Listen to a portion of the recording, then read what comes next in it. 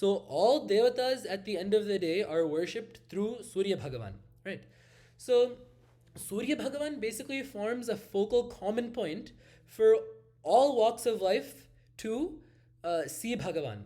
And not only this, there are obviously some parts of society that do not have access to the kinds of worship that we want to do, right? If we want to do Satyanarayana Vrata, we need to have the 9 dhanyas to put there as navagrahas. We need to have a vigraha of Satyanarayana. Usually we want to have a nice vastra to wrap around him. We want to have nice jewels to put on him. We need to have the money to either call a purohita to do the puja, or know the mantras and the puja procedure to do it ourselves. These are all things that not everyone in society has. And these are also not things that we can expect everyone to have, right? Not everyone will have the same affluency, not everyone will have the same inclination. So there are some parts of our society which need a different way to worship, right? We cannot have. I remember there was this one picture I saw, and the difference between equality and equal treatment was there were people of different height, and they had to look over a fence. So equal treatment means everyone gets one box to stand on. And some people still could not see over the fence, and some people could see over the fence. Equality means everyone gets a different number of boxes depending on how tall they need to be to see over the fence. So someone that's tall enough to see over the fence doesn't need another box. But someone that's shorter needs 2 boxes to look over the fence, right? So for those people for whom it might be harder to worship devatas in certain ways, we need to find a way to ensure that they still are just as invested in this dharma as we are, right? So I'll talk about that more when you talk about Sandhya Vandana, because that is a major point that people yell at us about, and I think we need to put that notion to bed. But at least with Surya, we have this very nice mantra in Rudram. Asau yastamro aruna uta babhrusva mangalaha. It comes. Asauyo vasarpati nilagrevo vilohitaha utainam gopa adrishan adrishan udaharyah utainam vishwa bhutani sadrishto mridayatinaha. It comes. This is so beautiful because the poetry of Veda, you can think of it as Apaurushaya, or you can say someone wrote it, whatever the case be. I think if you have read enough of it, it is very obvious that the poetry in Veda surpasses the poetry that any human has ever written. At least that much I can say as someone that has some relation with poetry. But here it basically says, Asau yo avasarpati nilagrivo vilohitaha. So we are praying to Rudra within the Surya Bimba. Rudra as Surya, and Asoyaha avasarpati. He's creeping up. Sarpati means to creep. That's why a snake is called sarpa, because it slithers forward, slowly moving. So Asoyaha avasarpati. And how is he coming up? Aruna uta babhru sumangalaha. Aruna and babhru and tamra, these are all words that mean red. So why did Veda say one who is red, red, red? These are all different shades of red. So as he comes up, 6 a.m. is a different shade of red, 6:30 is a different shade of red, 7 is a different shade of red. Anyone that has seen the sunrise knows how beautiful it is. So Veda first describes that, how the sun changes colors as it comes up. And then, yaha asau avasarpati nilagrivo vilohitaha utainam gopaha adrishan adrishan udaharyaha. So it basically, if we split humanity into males and females, then it basically takes the absolute most simple of both worlds.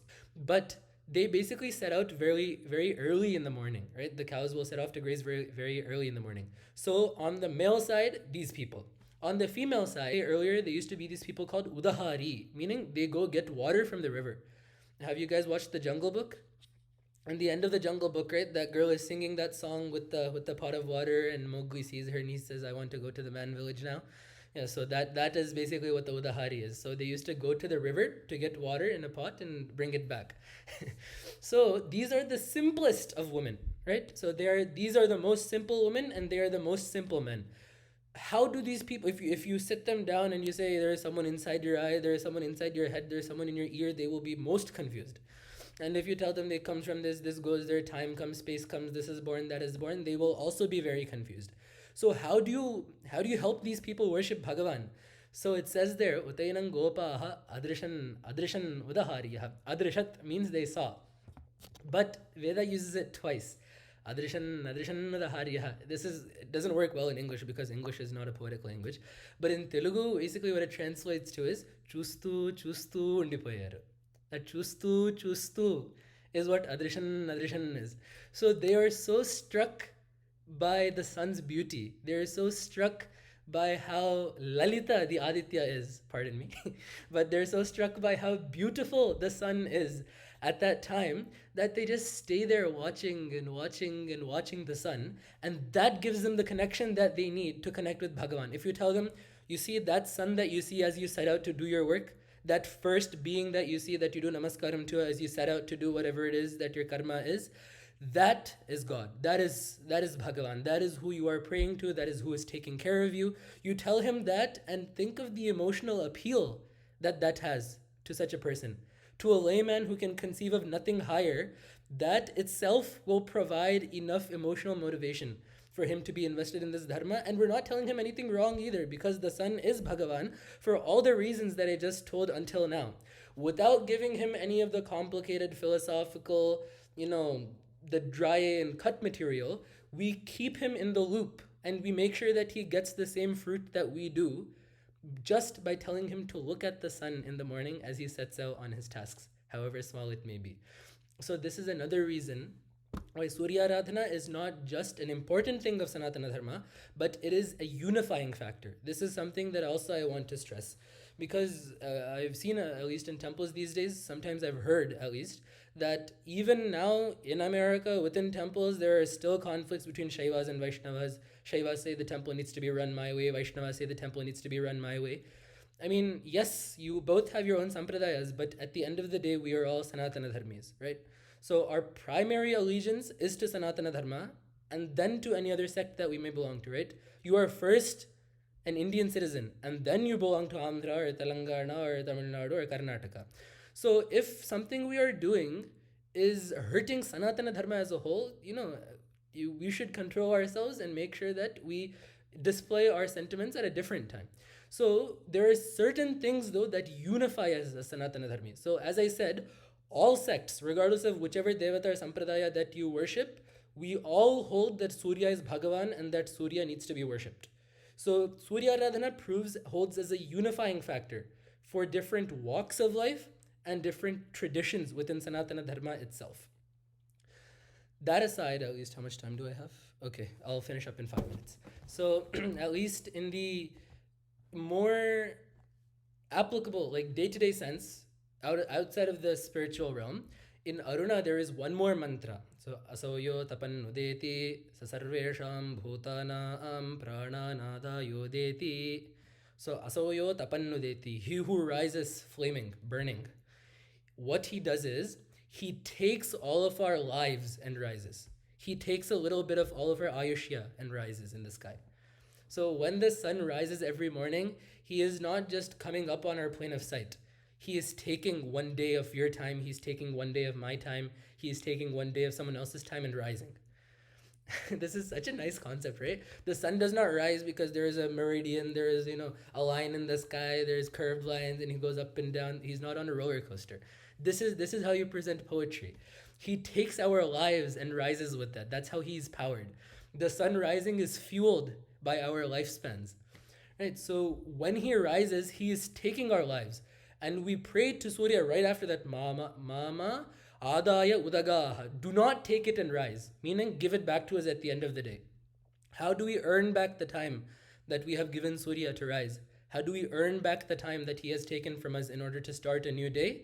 By making sure that that day is well spent, right? If you're playing the stock market, how do you make sure that the $5 you've put in comes back to you? By making sure it comes back as $10, right? You don't put $5 in to lose that $5 and then feel sad later. You put in $5 to make it into more. So if we are giving our life to Surya to rise up, for him to rise, we are doing it as an investment. We are banking with Surya, right? LIC, JP Morgan, Chase, we don't know how reliable these banks are.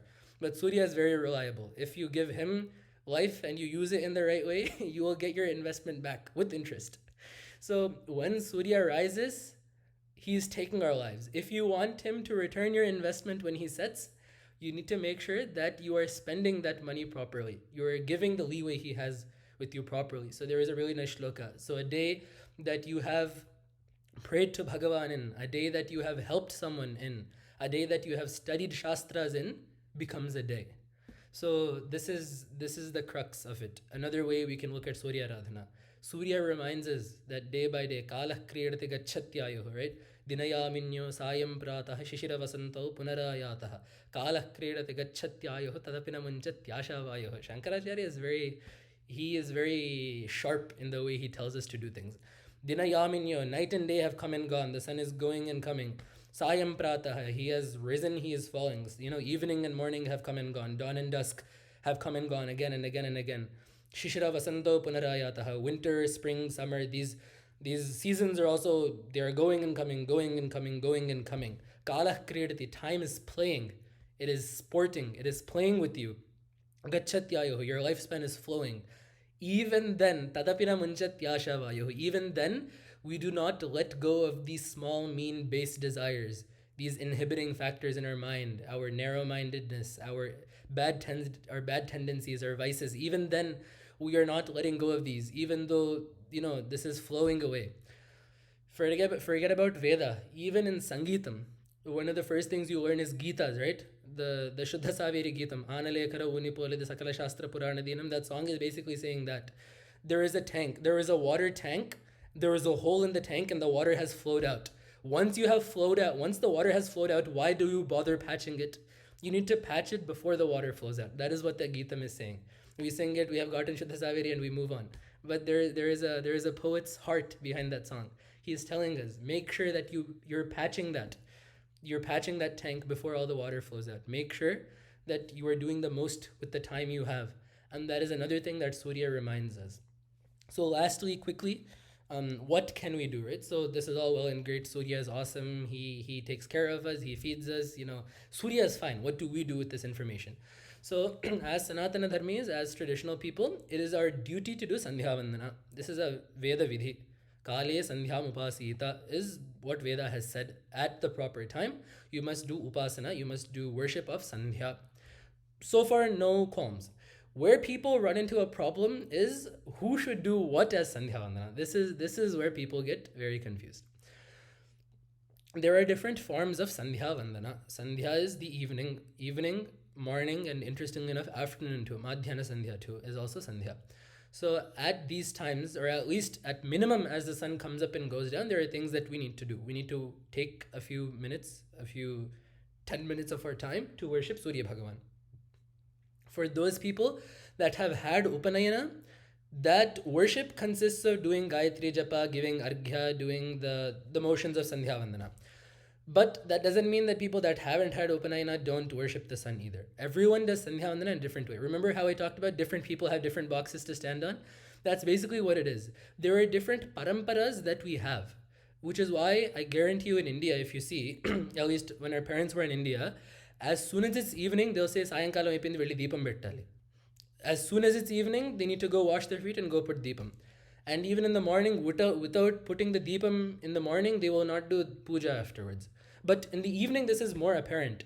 Putting the deepam in the evening and doing namaskaram to deepam, sandhya deepam namostute, and then doing namaskaram to Surya Bhagavan in that time is just as much sandhya vandanam as a brahmana doing sandhya vandanam is. Right? So we just need to make sure that we are taking 10 minutes of our time at the beginning of the day and at the end of the day, right? When we're making the investment and we're cashing in, right? At those 2 times of the day, we need to make sure that we are doing that. For those that have had Gayatri Mantra Upadesha, they do japa of Gayatri Mantra. For those that have not, there are several alternatives that are just as efficacious for them to do japa of. The first shloka of Devi Bhagavata, Sarva Chaitanya Rupam Tam Adyam Vidyancha Dhimahi Buddhim Yanaf Prachodayat. This is a shloka that is also in the same chandas. It is in Gayatri chandas. It has the same meaning. Everyone can do this, do japa of the shloka at any time. It'll give the same meaning too.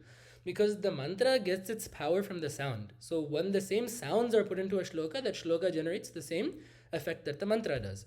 This is one. Another one is the Gayatri mantra is also put into a shloka. So, Yo devas savitasmakam dhiyo dharmadi gocharaha chodayet tasyed bhargas tadvarenyam upasmahe. Shloka, anyone can do it. You can do japam of the shloka.